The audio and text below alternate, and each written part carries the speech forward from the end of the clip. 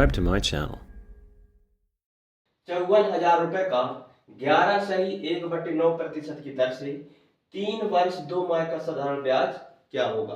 तो नमस्कार दोस्तों, मैं हूं रवि मार्को और आप देख रहे हैं आपका अपना यूट्यूब चैनल रवि मार्को 109। तो दोस्तों, सबसे पहले अगर इस वीडियो पर नए हैं तो चैनल को सब्सक्राइब कर लें, वीडियो को लाइक कर दें और शेयर भी कर दें। ठीक है, तो बिना टाइम वेस्ट किए क्या करते हैं, सवाल को हल करते हैं। तो फ्रेंड्स, जब भी इस तरह के सवाल हमारे सामने आ जाए तो हमें क्या करना रहता है। नॉर्मली क्या होता है, जब साधारण सवाल आता है तो हम उनको जो है हल कर लेते हैं, लेकिन इस तरह से जो है कुछ यहाँ पर वर्ष दिए होते हैं और माह दिए होते हैं। ठीक है, और कभी कभी जो है दिन भी दिए होते हैं। ठीक है, तो उनको जो है कैसे किया जाता है, और खासकर इस तरह से दर फ्रैक्शन में दिए हो, मिश्र भिन्न में दिया हो तो कैसे करते हैं। ठीक है, तो ध्यान से देखना, आराम से आप लोग भी बनेगा। ठीक है, क्या करते हैं, सबसे पहले सिस्टमेटिक इसको जो है लिख लेते हैं। ठीक है, हमारा मूलधन कितना है, 54,000 रुपए। ठीक है, तो हम यहाँ पर लिख लेते हैं मूलधन बराबर कितना है, 54,000 रुपए। ठीक है, 54,000 रुपए है ना। इसके बाद हमारा दर कितना है, दर जो है यहाँ पर मिश्र भिन्न में दिया है। ठीक है, दर बराबर 11.1/9% है ना। इसके बाद समय कितना दिया है, समय दिया है 3 वर्ष 2 माह। ठीक है, यहां पर लिख देते हैं समय बराबर 3 वर्ष 2 माह। ठीक है, निकालना क्या है, साधारण ब्याज है ना। यहां पर लिख देते हैं साधारण ब्याज। ठीक है, इस तरह के सवाल हमारे सामने आए तो सबसे पहले तो हम इनको क्या करेंगे, सिंपलीफाई करेंगे। ठीक है, इनको सरल बनाएंगे है ना। तो सबसे पहले जो हम क्या करते हैं, ये जो फ्रैक्शन में जो दिया है ना, मिश्र भिन्न में जो दिया है हमारा दर, इसको हम क्या करेंगे, सरल बनाएंगे। ठीक है, तो सबसे पहले हमारा क्या है दर, 11.1/9%। ठीक है, इसको कैसे करते हैं, 11/1/9 का मतलब क्या होता है, इसका मतलब होता है 1/9। ठीक है, यहां पर लिख देते हैं 1/9।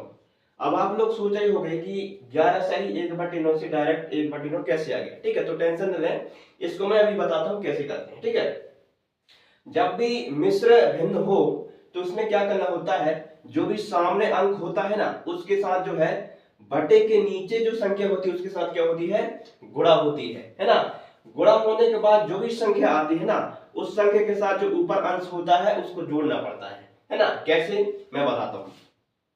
अगर हम 11 और 9 के साथ गुणा करें तो कितना होगा, 11 नाम 99। ठीक है, जैसे कि मैंने बताया कि सामने जो भी अंक होगा उसके साथ बटे के नीचे जो भी संख्या होगी उसके साथ गुणा होगा। ठीक है, इसके बाद जितना भी आएगा गुणा करने के बाद, तो ऊपर जो अंश होता है उसके साथ क्या होता है, जुड़ जाता है। ठीक है, तो 11 नाम 99, 99 और 1 कितना हो गया, 100 हो गया। ठीक है, तो हम यहाँ पर लिख देते हैं 100 इस तरह से।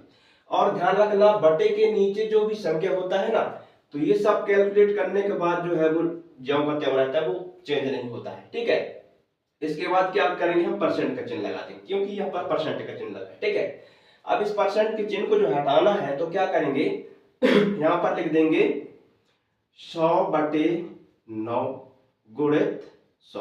ठीक है, अब 100 और 9 के साथ गुणा करेंगे तो कितना होगा, यहां पर लिख देते हैं हम 9 एकम 9, 9 शून्यम 0, 9 शून्यम 0। ठीक है, बटे के ऊपर क्या है, 100, तो यहाँ पर 100 लिख देंगे इस तरह से।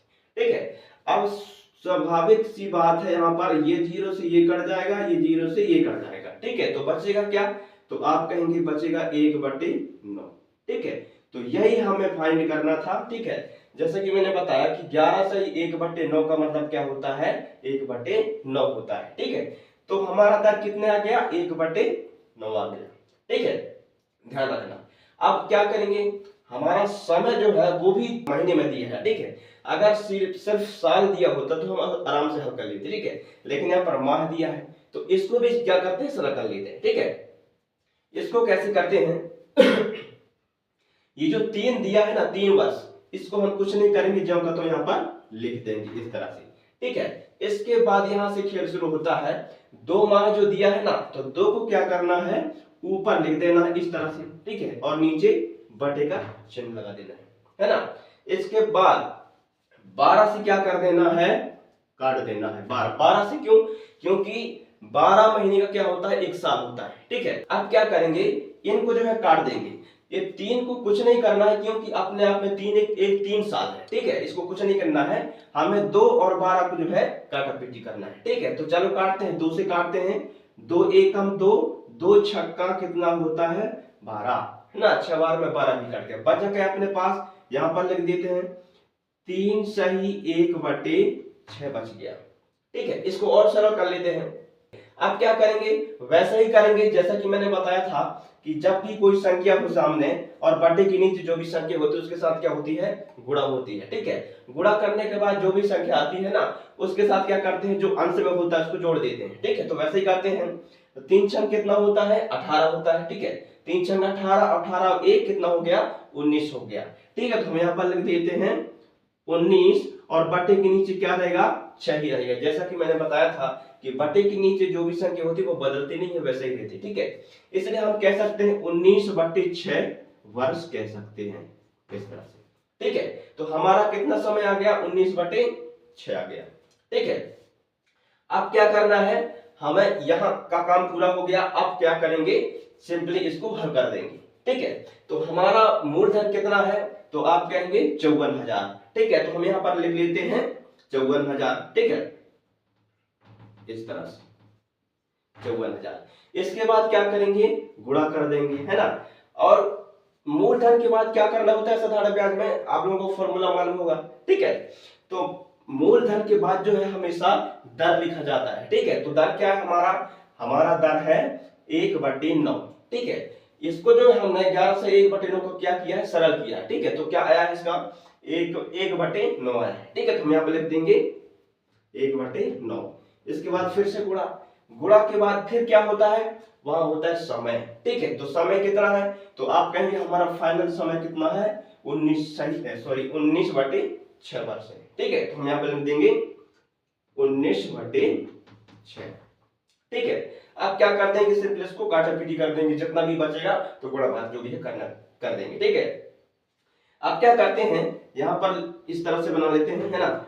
अब क्या करेंगे, इसको ज्यामिति में लिख लेते हैं 54,000 गुणे 1 और 19 में क्या कर देंगे, गुणा कर देंगे, ठीक है। ऊपर नीचे में कट नहीं रहा है इसलिए हम क्या करेंगे, इनको गुणा कर लेंगे, ठीक है।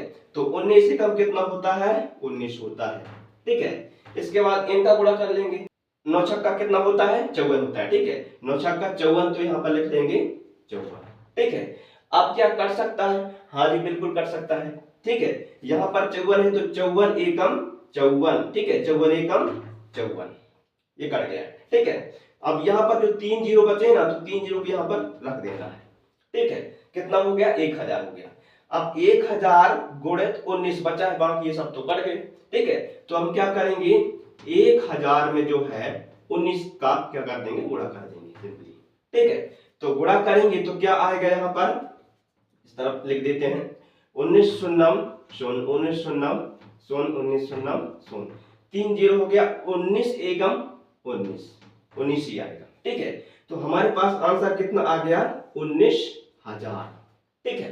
तो इस तरह से जो है दोस्तों, जब भी फ्रैक्शन में हमारा दर आ जाए, है ना, और माह में हमारा क्या आ जाए, समय आ जाए, मतलब कुछ यहाँ पर वर्ष भी दिए हो और लेकिन यहाँ पर साथ में क्या हो, महीने भी हो, ठीक है। तो इस तरह के सवालों जो है इसी तरह से जो किया जाता है, जैसा कि मैंने यहाँ पर आप लोगों करके दिखाया है, ठीक है। तो उम्मीद करता हूँ फ्रेंड्स आप लोग समझ गए होंगे।